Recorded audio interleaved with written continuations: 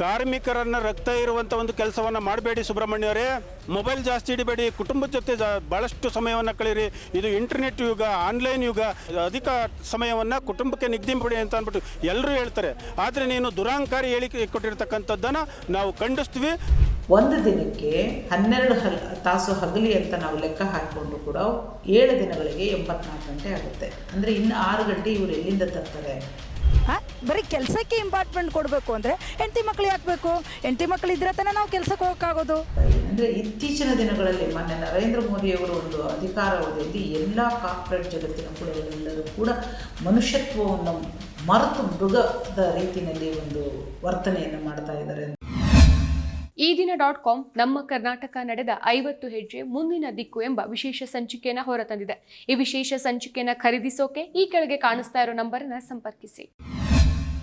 LNT ಮುಖ್ಯಸ್ಥ ಸುಬ್ರಹ್ಮಣ್ಯನ್ಗೆ ನಾಚಿಕೆ ಆಗಬೇಕು. ಇವತ್ತು ಕುಟುಂಬ ಇದ್ದರೆ, ಹೆಂಡತಿ ಇದ್ದರೆ, ಅಪ್ಪ ಅಮ್ಮ ಇದ್ದರೆ ಮಾತ್ರ ನಾವು ಕೆಲಸಕ್ಕೆ ಬರ್ಲಿಕ್ಕೆ ಸಾಧ್ಯ. ಅವರೇ ಇಲ್ಲ ಅಂತ ಅಂದರೆ ಮನೆಗೋಸ್ಕರ ನಾವು ಕೆಲಸ ಮಾಡ್ತೀವಿ ಬಿಟ್ಟರೆ ಬೇರೆದಕ್ಕಲ್ಲ ಕೆಲಸ ಮಾಡ್ತಕ್ಕಂಥದ್ದು.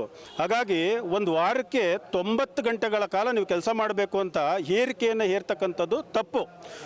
ಸುಬ್ರಹ್ಮಣ್ಯಂಗೆ ನೇರವಾಗಿ ಹೇಳಕ್ಕೆ ಇಷ್ಟಪಡ್ತೀನಿ, ಕಾರ್ಮಿಕರನ್ನು ರಕ್ತ ಇರುವಂಥ ಒಂದು ಕೆಲಸವನ್ನು ಮಾಡಬೇಡಿ ಸುಬ್ರಹ್ಮಣ್ಯವರೇ. LNT ಒಂದು ಪ್ರತಿಷ್ಠಿತವಾದ ಕಂಪ್ನಿ ಇದೆ.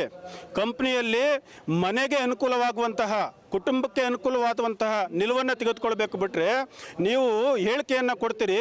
ನಿಮ್ಮ ಹೆಂಡ್ರ ಹತ್ರ ಕೂತ್ಕೊಂಡ್ರೆ, ನಿಮ್ಮ ಮಕ್ಕಳ ಹತ್ರ ಕೂತ್ಕೊಂಡ್ರೆ ನಿಮ್ಮ ಕುಟುಂಬದಲ್ಲಿತ್ತು ಅಂತ ಅಂದರೆ ಹೆಂಗ್ರಿ ಕೆಲಸ ಮಾಡೋಕ್ಕಾಗ್ತದೆ ಅಂತ ಕಾರ್ಮಿಕರನ್ನು ಪ್ರಶ್ನೆ ಮಾಡ್ತಿದ್ರಲ್ಲ. ನಿಮಗೆ ಹೆಂಡತಿ ಮಕ್ಕಳಿಲ್ವಾ ಅಂತ ನೇರವಾಗಿ ನಾನು LNT ಮುಖ್ಯಸ್ಥ ಸುಬ್ರಹ್ಮಣ್ಯನ ನೇರವಾಗಿ ಪ್ರಶ್ನೆ ಮಾಡಲಿಕ್ಕೆ ಇಷ್ಟಪಡ್ತೀನಿ. ಇದು ಬಿಟ್ಟಾಕಬೇಕು. ನೀವು ಕುಟುಂಬಕ್ಕೆ ಅನುಕೂಲವಾಗುವಂಥ ಎಲ್ಲ ಸೌಲಭ್ಯಗಳನ್ನು ಕೊಡಿ, ಕುಟುಂಬಕ್ಕೆ ಹೆಚ್ಚು ಸ್ಪೆಂಡ್ ಮಾಡಬೇಕು. ಇವತ್ತು ಹೇಳ್ತಾರೆ ಎಲ್ಲರೂ ಮೊಬೈಲ್ ಜಾಸ್ತಿ ಹಿಡಿಬೇಡಿ, ಕುಟುಂಬದ ಜೊತೆ ಭಾಳಷ್ಟು ಸಮಯವನ್ನು ಕಳೀರಿ. ಇದು ಇಂಟರ್ನೆಟ್ ಯುಗ, ಆನ್ಲೈನ್ ಯುಗ. ಕುಟುಂಬಕ್ಕೆ ಎಲ್ಲ ಅಧಿಕ ಸಮಯವನ್ನು ಕುಟುಂಬಕ್ಕೆ ನಿಗದಿಪಡಿ ಅಂತ ಅಂದ್ಬಿಟ್ಟು ಎಲ್ಲರೂ ಹೇಳ್ತಾರೆ. ಆದರೆ ನೀನು ದುರಾಂಕಾರಿ ಹೇಳಿಕೆ ಕೊಟ್ಟಿರ್ತಕ್ಕಂಥದ್ದನ್ನು ನಾವು ಖಂಡಿಸ್ತೀವಿ. ಮುಂದಿನ ದಿನಗಳಲ್ಲಿ ನಾವು ನಿಮ್ಮ ವಿರುದ್ಧವಾಗಿ ದಂಗೆ ಹೇಳುವಂಥ ಒಂದು ಕೆಲಸವನ್ನು ಮಾಡ್ತೀವಿ ಅಂತ ನೇರ ಹೇಳಿಕೆಯನ್ನು LNT ಮುಖ್ಯಸ್ಥ ಸುಬ್ರಹ್ಮಣ್ಯಂಗೆ ಕೊಡ್ತಾ ಇದ್ದೀನಿ, ವಾಹಿನಿ ಮುಖ್ಯನ. ನೋಡಿ ಸರ್, LNT ಆಗಿರಲಿ, ಇನ್ಫೋಸಿಸ್ ಆಗಿರಲಿ, ಯಾವುದಾದ್ರೂ ಕಂಪ್ನಿ ಆಗಿರಲಿ ಸರ್, ನಾವಿದ್ರೆ ಕಂಪ್ನಿ ಇದ್ದರೆ ನಾವಲ್ಲ. ಹಂಗಾಗಿ ಮೊದಲನೇ ಆದ್ಯತೆಯನ್ನು ಕುಟುಂಬಕ್ಕೆ ಮೀಸಲಿಡಬೇಕು. ನಾವು ಕಾರ್ಮಿಕರ ಹತ್ರ ಕೇಳಿ ಪಡ್ಕೊಳ್ಳೋದಲ್ಲ 72 ಗಂಟೆಗಳ ಕೆಲಸ ಮಾಡಿ 90 ಗಂಟೆಗಳ ಕೆಲಸ ಮಾಡಿ ಅಂತ ಕೇಳಿ ಪಡ್ಕೊಳ್ಳೋದಲ್ಲ. ಆ ಕಾರ್ಮಿಕರಿಗೆ ವ್ಯವಸ್ಥಿತವಾದ ವ್ಯವಸ್ಥೆಯನ್ನು ಕಲ್ಪಿಸಬೇಕಾದದ್ದು ಕಂಪ್ನಿಯ CEO ಆದವರು, ಮಾಲೀಕರಾದವರು, MD ಆದವರು ಕಲ್ಪಿಸಬೇಕು. ಅವರು ಮನಸ್ಪೂರ್ವಕವಾಗಿ ಬಂದು ಕೆಲಸ ಮಾಡುವಂಥ ಒಂದು ವಾತಾವರಣವನ್ನು ಸೃಷ್ಟಿ ಮಾಡಿದ್ರೆ ಯಾವುದೇ ಕಾರಣಕ್ಕೂ ಅವರು ಒತ್ತಾಯ ಹಾಕಬಾರ್ದು ಅಂತ ನಾನು ವಿನಂತಿಯನ್ನು ಮಾಡ್ತೀನಿ ಮತ್ತು ಎಚ್ಚರಿಕೆಯನ್ನು ಕೊಡ್ತೀನಿ. ಸೃಷ್ಟಿ ಮಾಡಿ ಅವರು ಏನು ಕುಟುಂಬದಲ್ಲಿ ಸಮಯವನ್ನು ಏನು ಬೇಕಾಬಿಟ್ಟು ಕಳೀತಾ ಇಲ್ಲ. ಇವತ್ತು ನಿಮ್ಮ ಒಂದು ಕಂಪ್ನಿಯಲ್ಲಿ 72 ಗಂಟೆಗಳ ಕಾಲನೋ 98 ಕಾಲ ಕಳಿಬೇಕು ಅಂತ ಅಂದರೆ ಸ್ಟ್ರೆಸ್ ಆಗಿರ್ತದೆ, ತಲೆ ಬಿಸಿ ಆಗಿರ್ತದೆ, ಮಾನಸಿಕವಾಗಿ ಹಿಂಸೆಗೊಳಗಾಗಿರ್ತಾರೆ. ಹಾಗಾಗಿ ಮನೆಯಲ್ಲೂ ಕುಟುಂಬಸ್ಥರ ಜೊತೆ ಕಾಲವನ್ನು ಕಳೆದ್ರೆ ಏನೋ ಮಾನಸಿಕವಾಗಿ ನೆಮ್ಮದಿಗೋಸ್ಕರ ಕಳೀತಾರೆ ಬಿಟ್ಟರೆ ಅವ್ರೇನು ಜೂಜಾಡಲಿಕ್ಕೆ ಹೆಂಡತಿ ಹತ್ರ ಜೂಜಾಡಕ್ಕೆ ಹೋಗಲ್ಲ, ಮಕ್ಕಳ ಹತ್ರ ಜೂಜಾಡ್ಲಿಕ್ಕೆ ಹೋಗಲ್ಲ.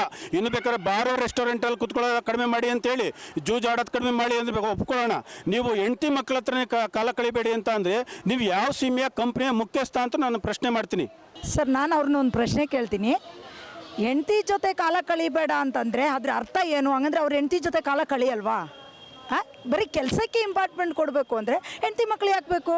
ಹೆಂಡತಿ ಮಕ್ಕಳು ಇದ್ರೆ ತಾನೇ ನಾವು ಕೆಲಸಕ್ಕೆ ಹೋಗೋಕ್ಕಾಗೋದು. ಇವ್ರಿಗಂದ್ರೆ ಹೆಂಡತಿ ಮಕ್ಕಳು ಇಲ್ವಾ? ಈ ಥರ ರೂಲ್ಸ್ ತರೋದಿಂದನೇ ಗಂಡಂದಿರಾಗಲಿ ಹೆಂಡತಿದಿರಾಗಲಿ ಇನ್ನೊಬ್ಬರು ಬೇರೆ ಸಂಬಂಧಗಳು ಮುಖ್ಯವಾಗಿ ಬರೋದು ಇದರಿಂದನೇ. ಯಾಕೆ ಆ ಥರ ರೂಲ್ಸ್ ತರ್ತಾರದೆ?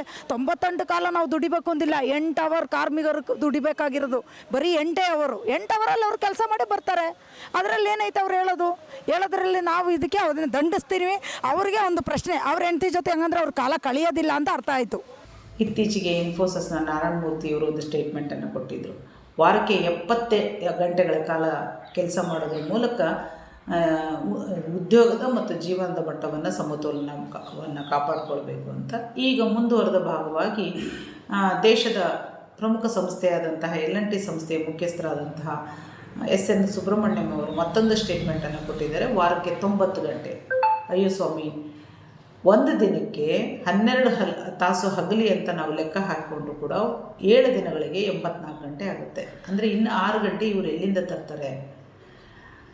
ಇವರು ಕೂಡ ನನಗನ್ಸಿದ ಮಟ್ಟಿಗೆ ಮಾನ್ಯ ನರೇಂದ್ರ ಮೋದಿಯವರ ಹಾಗೆ ದೈವಾಂಶ ಸಂಭೂತರಾಗಿರಬೇಕು. ಯಾಕಂದರೆ ಇವರು 6 ಗಂಟೆಗಳ ಕಾಲ ಒಂದು ದೇವರಿಂದ ವರವನ್ನು ಬೇಡಿಕೊಂಡು ನಮಗೆಲ್ಲರಿಗೂ ಹೆಚ್ಚಿನ ಒಂದು ಹಗಲನ್ನು ಕೊಡ್ತಾರೇನೋ ಗೊತ್ತಿಲ್ಲ.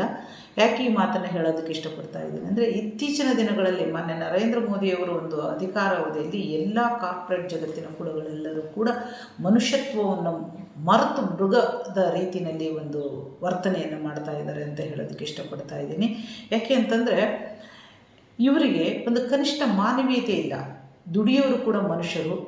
ಕೇವಲ ದುಡಿಮೆಯಿಂದ, ಈ ಥರ ನಿರಂತರ ದುಡಿಮೆಯಿಂದ ದೇಹಕ್ಕಷ್ಟೇ ದಣಿವಾಗೋದಿಲ್ಲ, ಮನಸ್ಸಿಗೂ ಕೂಡ ದಣಿವಾಗೋದ್ರ ಮೂಲಕ ಒಬ್ಬ ಮನುಷ್ಯನ ಕಾರ್ಯಕ್ಷಮತೆ ಕುಂಠಿತವಾಗುತ್ತೆ. ಯಾಕಂದರೆ ನಿದ್ದೆ ಕೂಡ ಮನುಷ್ಯನಿಗೆ ಇಷ್ಟು ಗಂಟೆ ಒಂದು ರೆಸ್ಟ್ ಅನ್ನೋದು ಬೇಕು ಅನ್ನೋದು ಒಂದು ನೈಸರ್ಗಿಕ ಒಂದು ಪ್ರಕ್ರಿಯೆ. ಅದನ್ನು ಮೀರಿ ಇವತ್ತು ದುಡಿಮೆಯ ಒಂದು